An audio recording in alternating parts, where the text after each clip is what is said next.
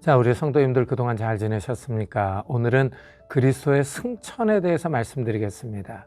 이 승천은 예수님이 고난을 겪으신 후 40일 후에 일어났습니다. 감람산에서 제자들에게 성령을 기다리라 하시고 성령의 능력을 받으면 온 세상에 복음을 선포하라고 명령하셨습니다.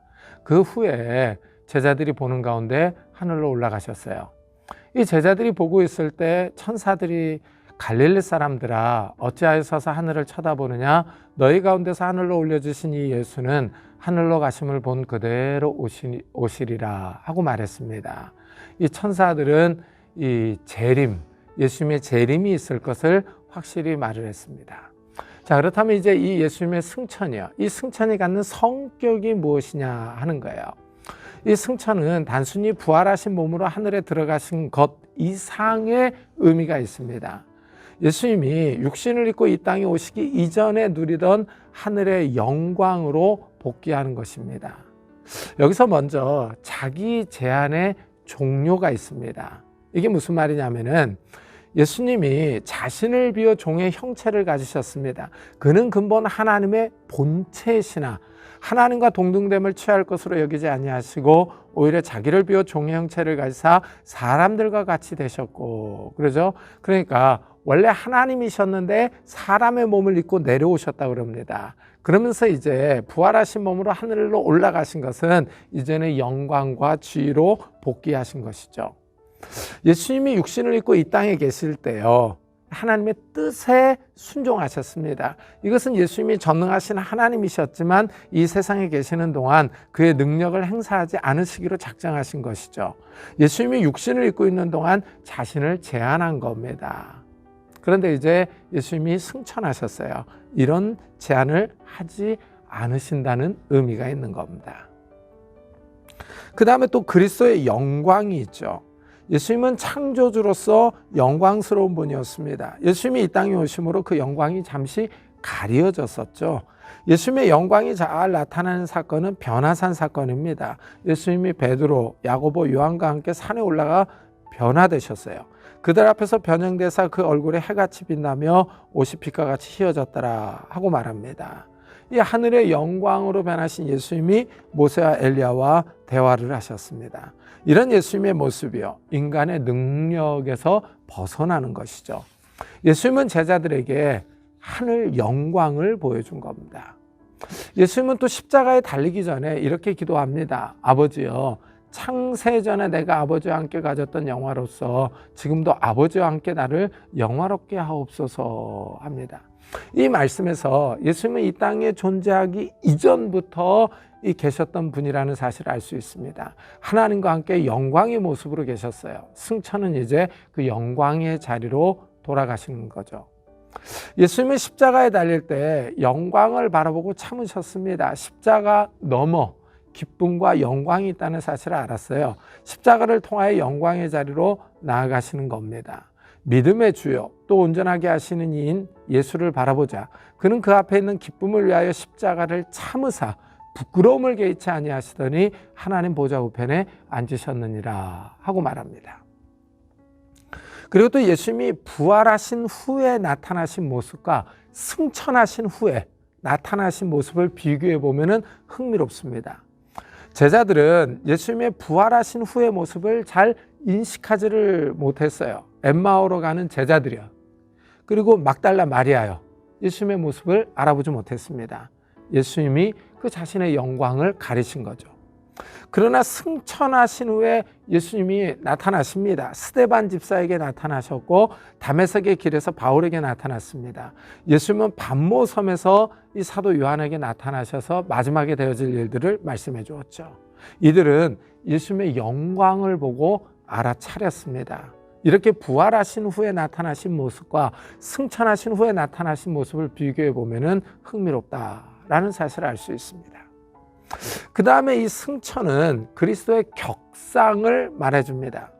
예수님은 승천하신 후에 새로운 권위가 있고 지위의 격상이 있었습니다. 예수님은 부활하고 승천하심으로 이제 영광의 자리, 하나님의 보좌 우편에 앉으십니다. 이 승천하신 후에 보면은 예수님의 이름이 높아져요. 하나님이 그를 지극히 높여 모든 이름 위에 뛰어나게 하십니다. 하나님은 예수님이 모든 것의 주가 되게 하십니다. 만물의 주권을 가지신 것입니다. 하나님은 모든 이들이 예수님의 이름 앞에 무릎을 꿇게 하시죠. 하늘에 있는 자들과 땅에 있는 자들과 땅 아래에 있는 자들로 모든 무릎을 예수의 이름에 꿇게 하시고 그러죠. 이것을 보면 예수님이 만왕의 왕이며 만군의 주라는 사실을 알 수 있죠. 영적 존재들과 사람들이 다 예수님께 복종할 겁니다.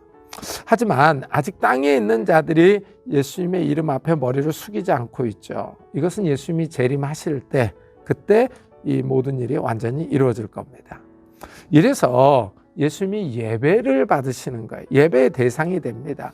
죽임을 당하신 어린 양은 능력과 부와 지혜와 힘과 존귀와 영광과 찬송을 받으시기에 합당하시도다. 그러죠. 이래서 하늘의 모든 천사와 24장로들, 내 생물과 모든 피조물이 예수님께 경배를 합니다.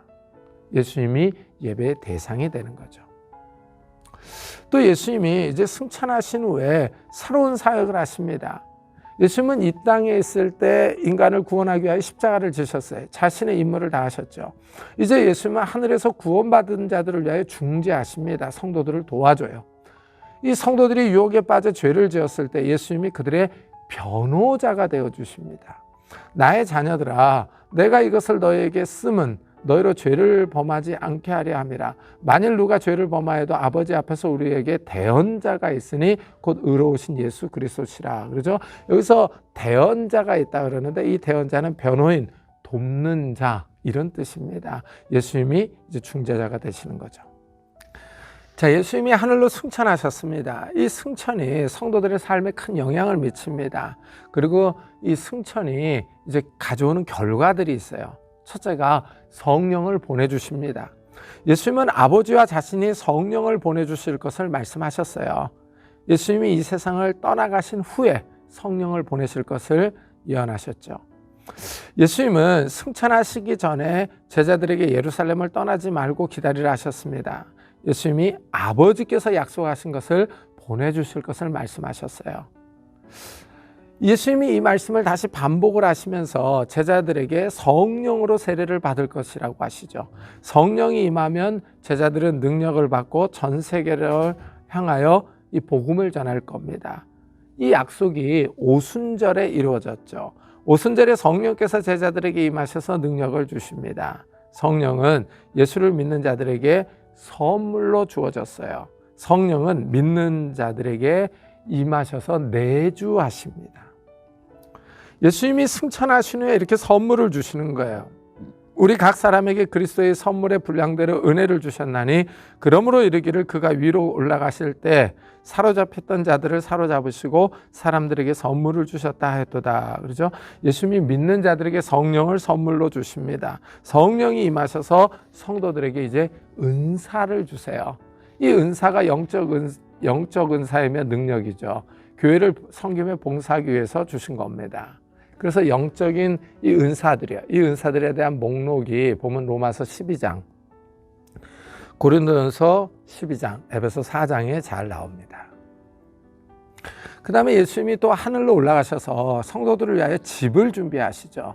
내 아버지 집에 거할 곳이 많도다. 그렇지 않으면 너에게 일렀으리라. 내가 너희를 위하여 거처를 예비하러 가노니 하시죠. 자, 예수님이 이제 하늘로 올라가셨어요. 이 승천하심으로 인해서 성도들의 지위도 이제 격상이 되는 거예요. 믿는 자들은 예수님과 함께 연합합니다. 예수님과 함께 하늘에 올라갈 것이죠. 그래서 또 함께 일으키사 그리스도 예수 안에서 함께 하늘에 앉히시니, 그러죠? 예수님의 지위가 격상된 것처럼 성도들 역시 부활하여 하나님 앞에 설 것이죠. 성도들의 지위도 격상될 것을 말하고 있습니다.